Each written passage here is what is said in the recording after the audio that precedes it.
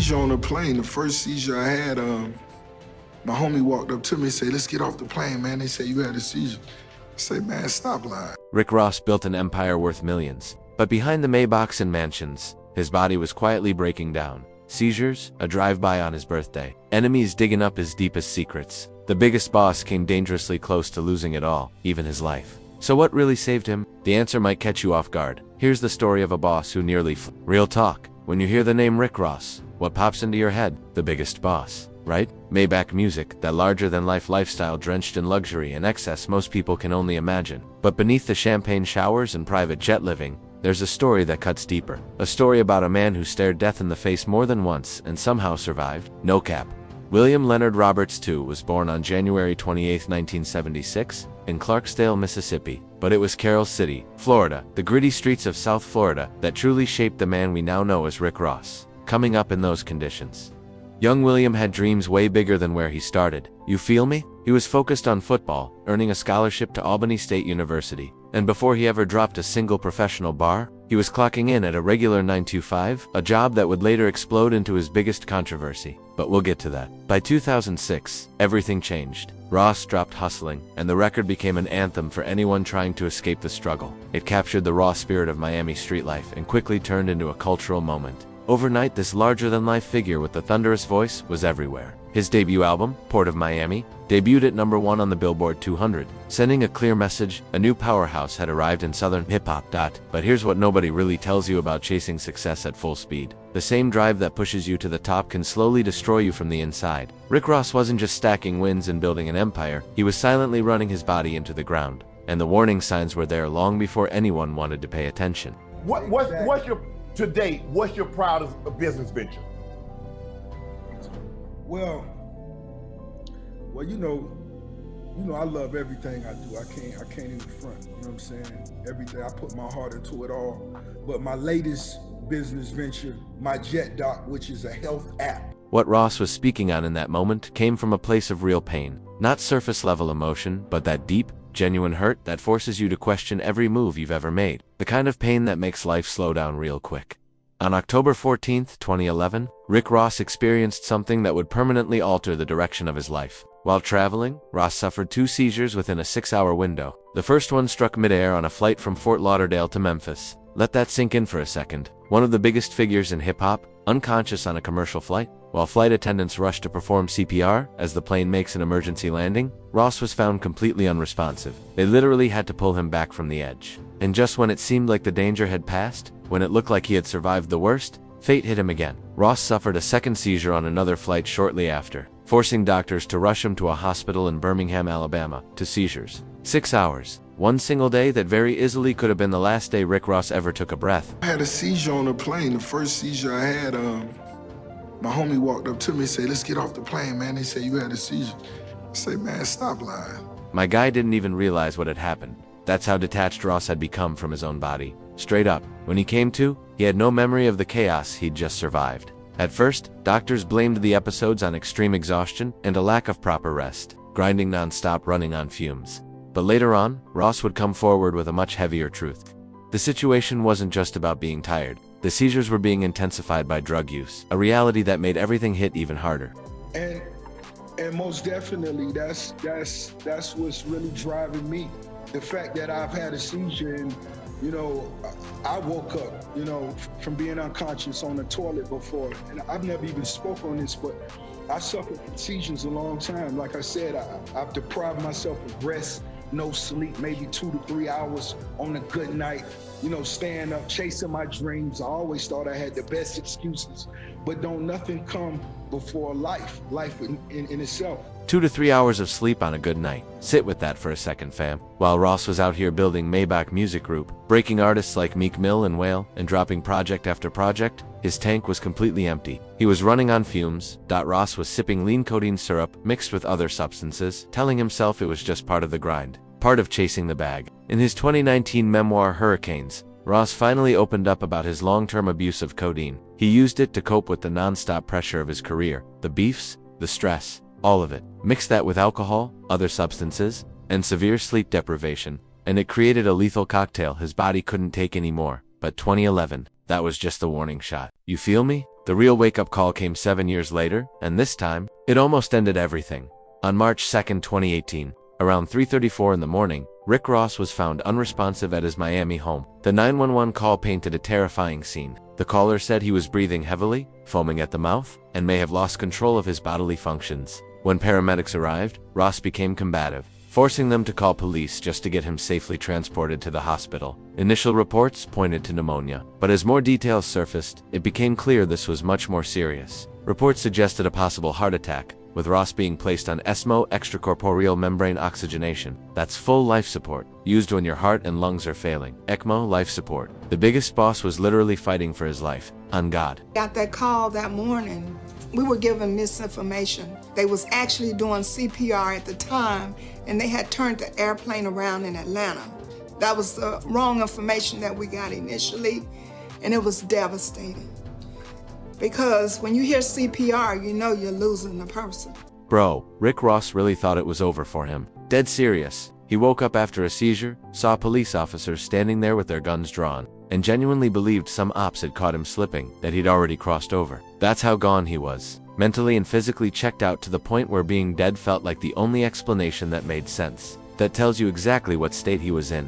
And if you think the health scares ended there, nah, you trippin'. In his upcoming 2026 memoir, Renaissance of a Boss, Notes from a Creative Reawakening, Ross opens up about another seizure that happened in 2022. This one was triggered by eating psychedelic mushrooms. The episode caused yet another emergency plane landing, and Ross describes it as one of the scariest moments of his life. Tying it directly to the long-term damage from years of health issues, he even said he was wandering through mushroom land like a Super Mario character when the seizure hit. Completely physically and mentally. During that chapter of his life, that alone tells you how fragile things really were behind the scenes. But the tragic side of Rick Ross' story isn't just about brushes with death. It's about a man who built an empire and nearly lost everything because he never knew when to slow down. And the health problems were only part of it, fam. Because while Ross was fighting his own body, the outside world was closing in too, and they weren't playing fair ops, choppers, snake moves. If the medical emergencies weren't enough, the universe had more in store. Beyond the seizures and hospital stays, Ross found himself caught up in real-world violence and some of hip-hop's ugliest beefs. On January 28, 2013, his 37th birthday, Rick Ross was targeted in a drive-by shooting in Fort Lauderdale, Florida. Let that sink in. Celebrating another year alive? And somebody tried to take it all away. Shots fired from another vehicle, and Ross went into survival mode, speeding off in his roll. In the chaos, he crashed into an apartment building. Miraculously, neither Ross nor the woman with him was physically injured, but mentally, that's different. Having hollow tips aimed at you on your birthday leave scars you don't see. The incident followed online death threats allegedly tied to the gangster disciples, who accused Ross of disrespecting their symbols and demanded money. Ross viewed it as extortion, and he wasn't folding. After that, he moved with round-the-clock security. The message was loud and clear. That boss lifestyle came with a bullseye attached. All that violence, mixed with non-stop industry beefs, only added more pressure, and that pressure fed directly into his health issues. It became a vicious cycle. Stress led to more substance use. Substance use led to worse health. And declining health made everything even more dangerous. Over and over again. And speaking of beefs, we gotta talk about the war that defined an entire era of hip-hop. No cap. Ross and 50, right? Ross is not, they got a beef because 50 didn't say what up to him. That's just a New York thing. Right. At one of the awards. I wasn't there, but that's how it sparred. Right. Nigga ain't say what's up to me. Cause down south, y'all have more of a... Yeah, hey, how you do? That was Tony Yayo breaking down how the Rick Ross and 50 Cent beef really kicked off. And it all started over something small, a look that was taken as disrespect at the 2008 BET Awards. That's it. One moment sparked what would turn into one of hip-hop's longest-running rivalries, stretching more than 15 years and counting. By January 2009, Rick Ross fired the first major shot with Mafia music, calling out 50 Cent over child support issues and a house fire involving his baby mama. But 50 didn't just respond. He went full nuclear. He dropped Officer Ricky, a diss that did more than talk trash. It opened a door Ross would never be able to close. Because what 50 exposed next haunted Ross for years. Before he became the biggest boss, William Roberts had worked as a correctional officer from 1995 to 1997. And in a culture where street credibility is everything, that revelation hit hard, real hard. But 50 wasn't satisfied with just a song. He turned the whole situation into a spectacle, dropping a series of Officer Ricky cartoons that clowned Ross nonstop, turning him into a punchline across the internet. And that was only the beginning point. 5-0 kept pressing. He brought Ross's personal life into the spotlight by interviewing Tia Kemp, one of Ross's baby mothers, who aired him out on camera. Then came what many still call one of the foulest moves in hip-hop history. 50 leaked a sex tape involving Lastonia Leviston, another one of Ross's baby mothers. Adding his own commentary clearly meant to embarrass and disrespect Ross on a whole different level. That move eventually came back to bite 50 Cent. In 2015, a jury ordered him to pay $7 million, $5 million in damages, plus $2 million in punitive fines for leaking the tape, a judgment that played a role in his bankruptcy filing. But at the time, the damage was already done. Rick Ross' image took a major hit, and the beef crossed a line that changed everything. This show and myself have had some beef with people over the years. That's a good thing. That happens when you speak your mind. You've had some high-profile drama with people like 50 Cent, T.I., Nicki Minaj. Have you called a truce with any of these, and what lessons have you learned? Ra's response on The View was calm and calculated, real player energy. But make no mistake, the scars from that beef run deep, fam. Even years later, it never fully went away. As recently as 2025, Ross was still throwing shots at 50, talking about buying his masters and even dragging 50's late mother into heated rants. The tension kept resurfacing. In 2023, 50 mocked the sales numbers of Ross and Meek Mill's joint album, Too Good to Be True. Then again in 2024, the beef flared back up during the whole Drake-Kendrick Lamar situation, with sides being taken and old grudges getting dusted off. And 50 Cent wasn't the only controversy Rick Ross had on his plate. There were other battles brewing, and some of them cut just as deep. How did you feel about having other people calling themselves the same name as yours? That's like a double-edged sword, right? You kind of feel flattered.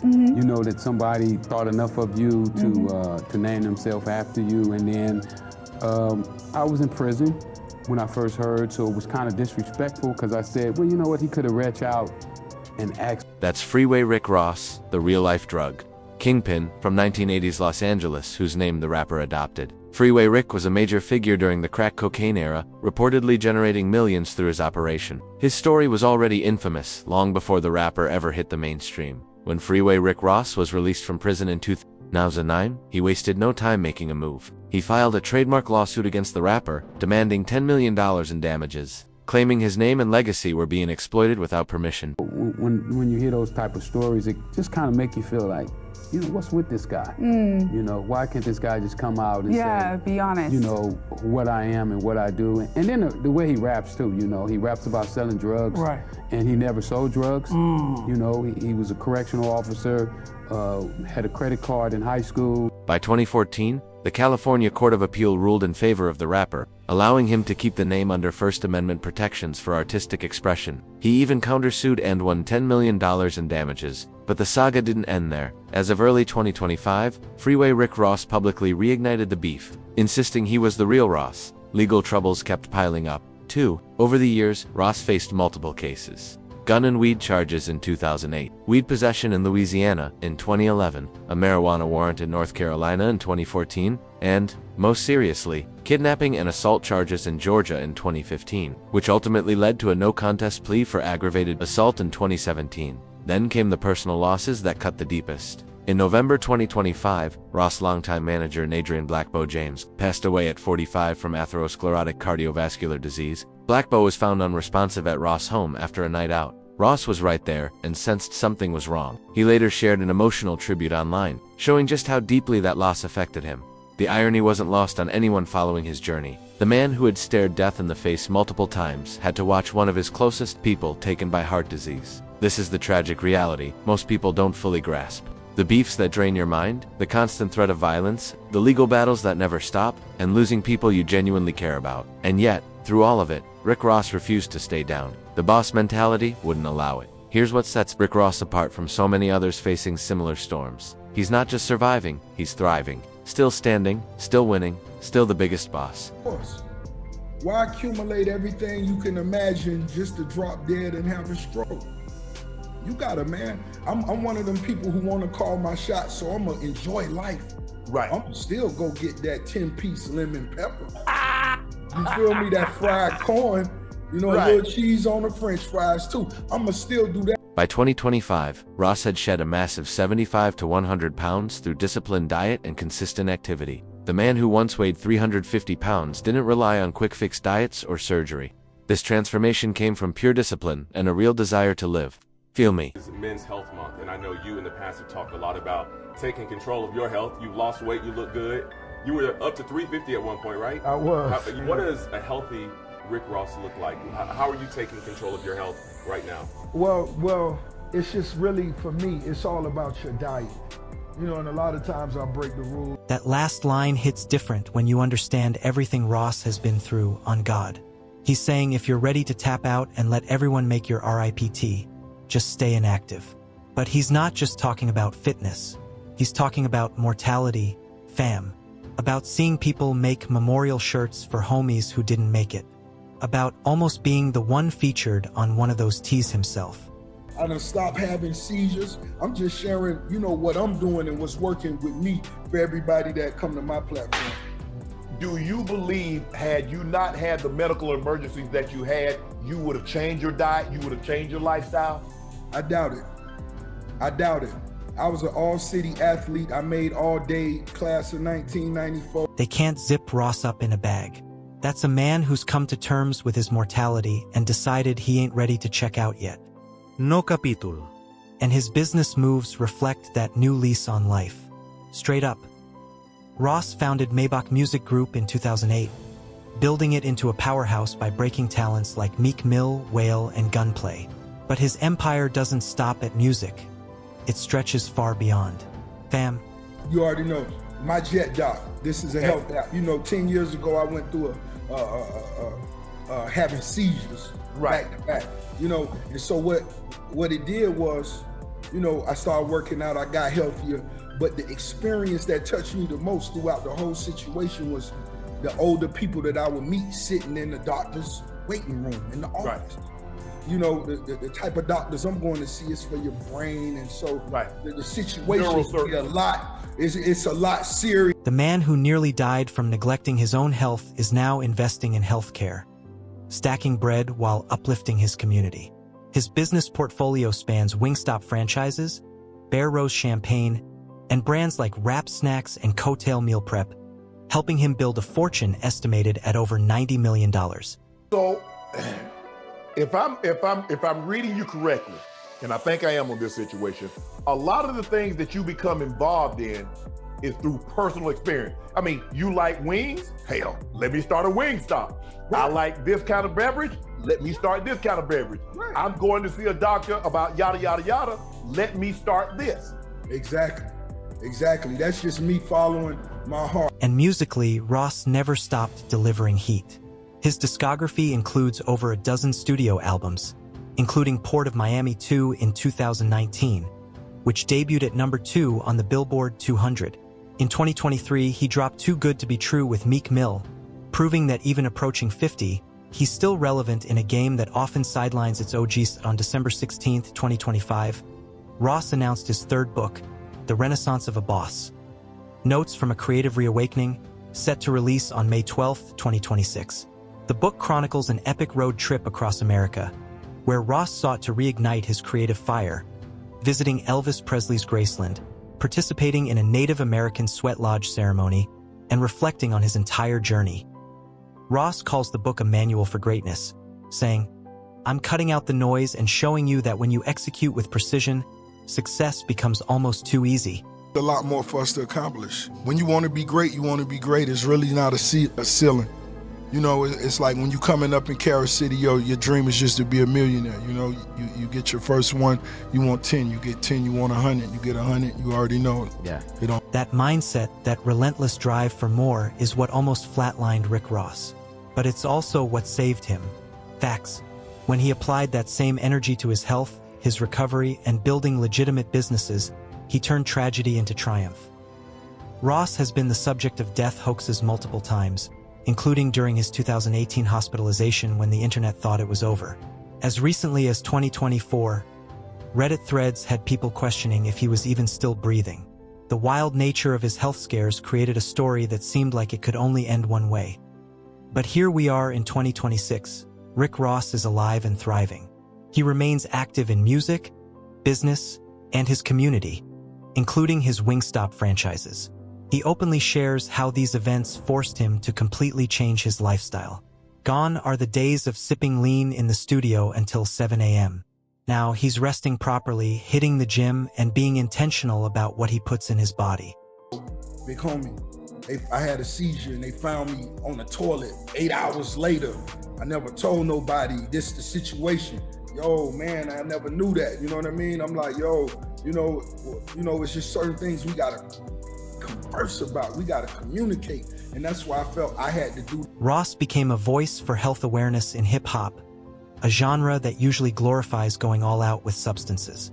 By keeping it real about his struggles, he opened the door for other artists to have those same honest conversations. His journey, from overcoming scandals to being honored with a street named after him in Clarksdale, shows what true resilience looks like. He's influenced fashion, culture, and lifted countless artists worldwide. So, what's the tragic fate of Rick Ross really? It's not death. It's not destruction. It's the story of a man who had everything working against him. His own habits, his ops, his health, industry politics, and refused to let any of it write his ending. The tragic fate of Rick Ross is that he had to almost flatline multiple times to truly learn how to live. He had to watch his body fail, feel bullets aimed at him on his birthday, endure beefs that lasted decades, and lose people who held him down. He faced the lowest points a human being can experience. Real talk. But the beautiful part? He's still writing the story. Every album, every business move, every day he chooses health over destruction. That's Rick Ross defeating his tragic fate. Because the biggest boss move isn't the mansion, the Maybach, or the millions. The surviving, learning, and growing from all that pain. Ross proves that where you've been doesn't have to determine where you're going. The boss is still standing, and that's the realest flex of all. Love this video? Click on the cards on your screen for more.